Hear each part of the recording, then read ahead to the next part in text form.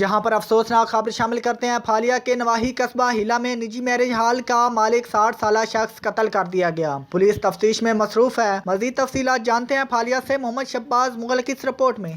जी बिल्कुल, ये वाक़या फालिया के इलाका हिला में पेश आया, जहां नामालूम अफराद ने मैरिज हॉल के मालिक को कत्ल कर दिया है। मकतूल की शिनाख्त मलिक अकील बशीर के नाम से हुई है।